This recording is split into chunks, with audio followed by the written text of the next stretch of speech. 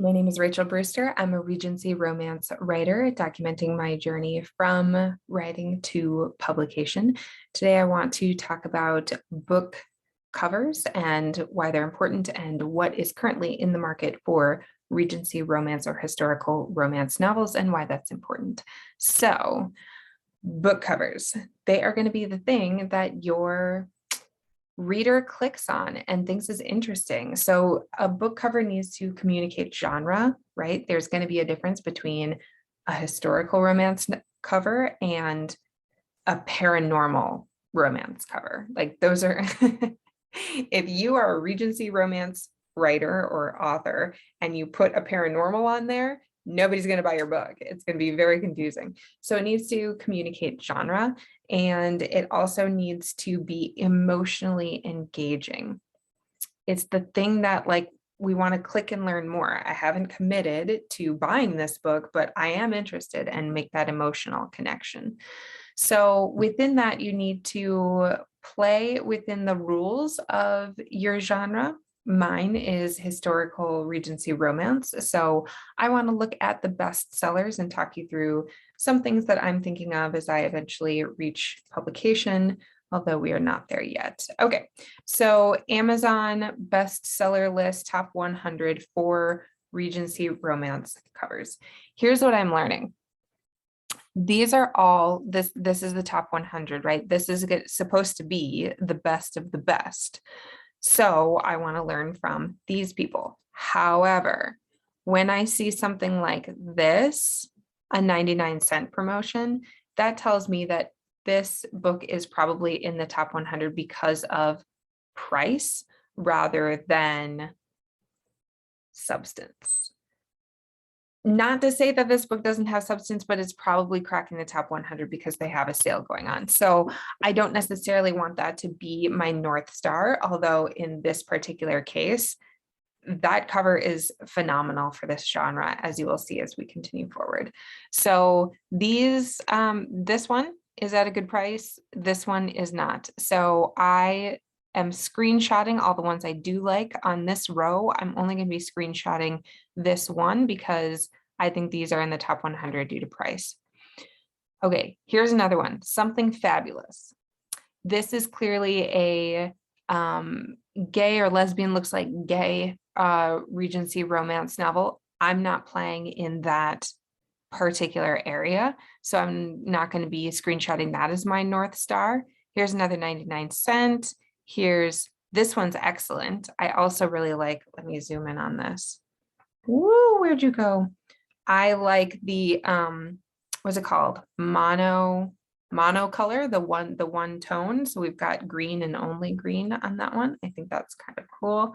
Okay, here's something else I'm not going to be screenshotting. Julia Quinn. And you're like, what? The Bridgertons are like the biggest thing since sliced bread right now. Yes and no. So here's a really great example. In fact, these examples next to each other are absolutely perfect. Okay. So my friend Lindsay does not read historical romance, and she would not be caught dead with a book like, she would never click on a book like this, right? But, and Julia Quinn is like the name in Regency romance.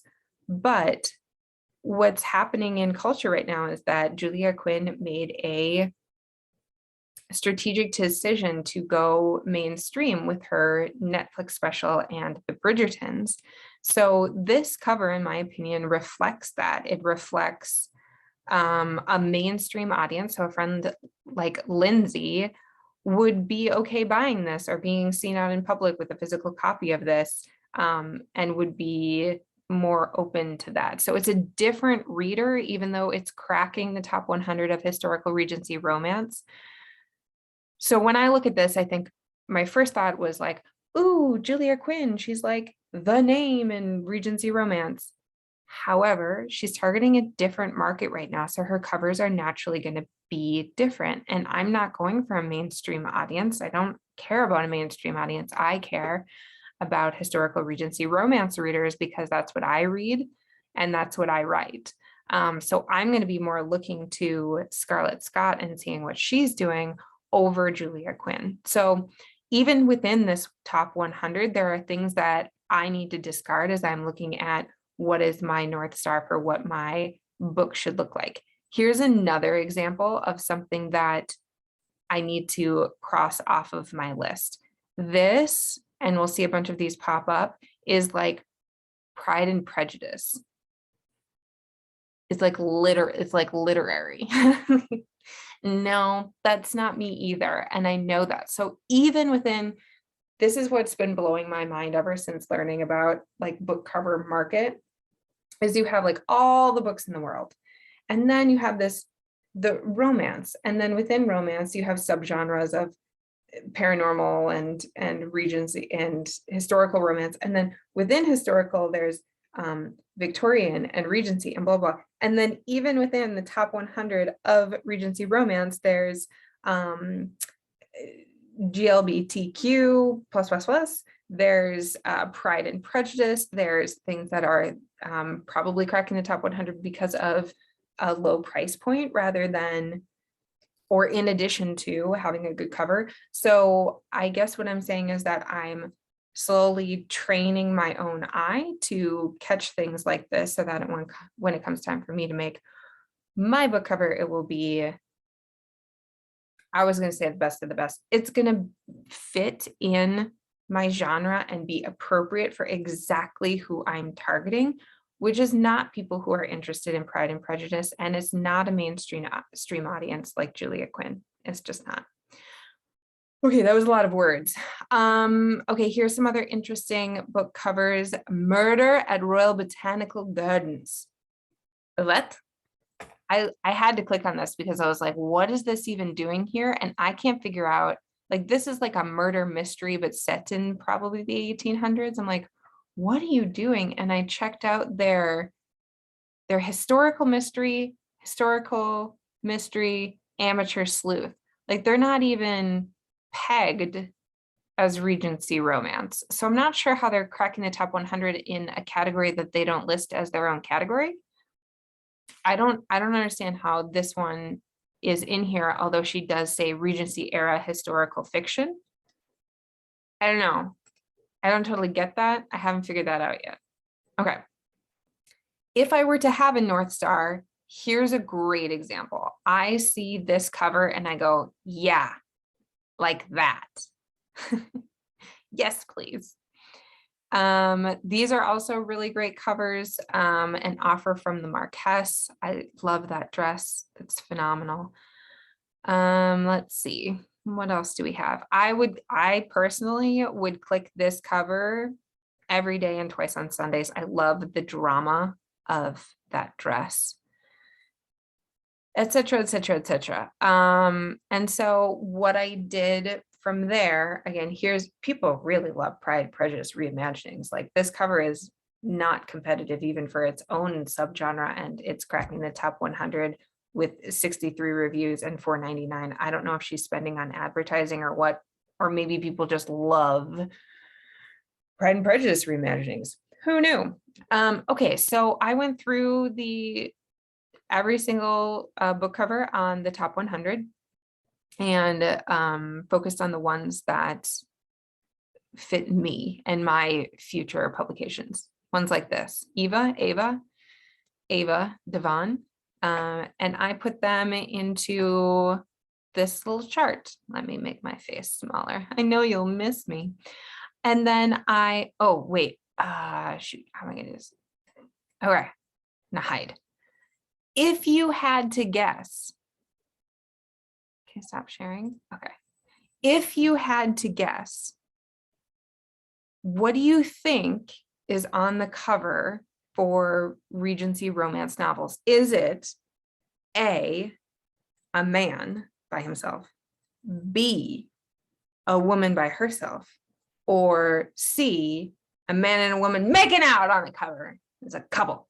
So in the comments below, no cheating, no watching to the end of this video and then writing your comment. No. I will know. In the comments below, write what you think is going to be on these romance covers. Is it going to be a man by himself, Fabio? Is it going to be a woman by herself, damsel in distress? Or is it going to be a couple making out on the cover? 3, 2, 1. Okay, that's all the thinking you get. If I had to guess, before I did this analysis, if I had to guess, I would have said that it was a couple on the cover making out. I don't know. It's just what I assumed. Turns out I'm wrong, which totally blew my ever-loving mind. I wasn't particularly surprised that there wasn't a lot of single dudes on the cover, right? The time of Fabio in the 1980s has passed. Maybe those days will come again, but they're not here right now. Instead, what we are seeing is just a ton of single women by themselves. Couple, couple, couple, couple, couple, couple, couple, couple, couple, couple, single, couple, couple, couple, and that's it. Okay. Woman, woman, dude, woman, woman, woman, woman, woman, woman, woman, woman, woman, woman, woman, woman, woman, woman. This is like the third month that I've been paying attention to the Amazon bestsellers for my genre. And this is actually the most couples I've seen. Most of the time it's been dominated by single women looking coyly over their shoulder. Why is that important? Because if I'm going to make a book cover that causes women to have an emotional reaction, potential readers and potential readers have an emotional reaction and want to click, it needs to be genre specific and it needs to fit within the market. If I throw a dude up on here, it's just the timing isn't right. You have to know what's in the market, and that's what I'm learning and educating myself on. Oh, what do you want? You're gonna make me restart my computer? Go away. Okay, I also arranged them according to color because I'm a freak. And there's like a lot of navy blue up here. I was surprised and have continued to be surprised how much navy blue there is. Then we have reds going into pinks, then purples, a couple of greens, and a couple of yellows. Here she's technically wearing a purple dress, but the dominant color is purple. I'm sorry, yellow. And I also find it interesting, like what we were talking about earlier. We've got Ava Devon. She's got the monotone, the mono color, one color. She's got purple dress and then purple background, green dress, green background. Compared to over here, what would this be? Complementary colors when they clash, right? They're on the opposite side of the color wheel. This pops. This is more cohesive. I don't know that necessarily one works more than the other. I just am trying to pay attention to those things. So what doesn't fit for this particular reader? I grabbed 3 oddballs. So here's an example. It's a little bit too sexual for what the marketplace is currently holding, right? Like they look like they're in the middle of getting it on compared to, you know, a bunch of women on their own. Use your imagination, romance rather than passion, right? It doesn't look like it fits to me. Here's another oddball. Let's put it in with the blues. A dude by himself. I mean, this one kind of works. At least he's clothed. This one with the 6-pack, and it's so far off. And I think that that's the danger of not paying attention to the market. If you get in your head like, oh, I want to do something different and stand out, and yeah, you stand out, but in the like awkward, she didn't dress appropriately for the family reunion kind of experience. I don't think that this is an appropriate cover for the genre. I'm sorry, Tammy. I don't think it's competitive. Tammy, whoever you are, I bet it's a lovely book, but not a lovely cover. And then the last one here, is he a vampire? The color is off.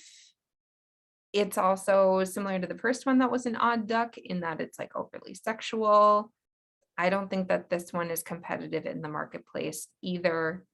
And so What's my point?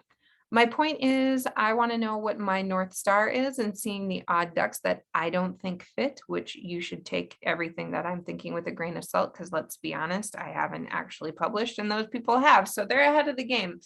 But from like a business perspective, right? Because there's writing the book, which is the creative craft, but then once it's written, you actually need to put on your business hat and think about, how am I going to get potential readers to be interested in this? And the very first barrier to entry is the cover, to make that connection, to talk about the genre, and to have your ideal target market click button to read what it's about, to even think about actually buying that book. So when I look at this, I'm seeing, I'm looking at the typography, I'm looking at the dresses, I'm looking at the fact that the women are by themselves. I'm finding it interesting that there's like the monotone, these, oh, and yeah, all of these are by Ava. So that's also something you need to think about as you go, if you're writing a series, which I am as well, that they should be consistent, because it wouldn't make sense for Ava to have a book that looks like this doing complementary colors and having that pop, and then one of her other books being monotone. That would not be wise.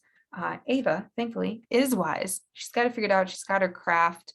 I would wonder if this book is part of the same genre, though, because of where she has placed the title. It looks a little bit different. I don't know what that's about. Anyway, but from a typography perspective, her name is very clear and consistent. This person's name, I know it's Gil. I don't know her first name. And I think that that's important as you're trying to build an author brand, is to be able to see, know, and acknowledge what the person's name is. Again, Gil is 1,000 leagues ahead of me, but it's something to think about if you want to build an air quotes author brand, is that people are looking at your cover when it's this big, right? It's this big on their screen, and it's surrounded by 100 others that are hopefully hitting the mark as well. So you need to be able to make it clear and stand out, like Ella Quinn did over here. Oh, I love that cover. I love this cover too. I just don't love the author name setup. Anyway, that is my video for the day. I hope that you found it interesting or entertaining. I hope I wasn't unkind to the authors and book covers that I think aren't particularly a fit. But I hope that you can see how it's important to fit in and then use color and images and etc. to stand out within your fitting in group. Fit in and stand out at the same time. No pressure. Anyway, I hope this video was interesting and entertaining and maybe even helpful. Thank you so much for watching. If you're interested in following the rest of my journey from writing my very first Regency romance novel all the way to when I eventually publish it and the others in the series, please do like, comment, and subscribe so that you can follow that journey, and I'll see you in the next video. Okay, gracias. Ciao for now. Okay, bye. Bye.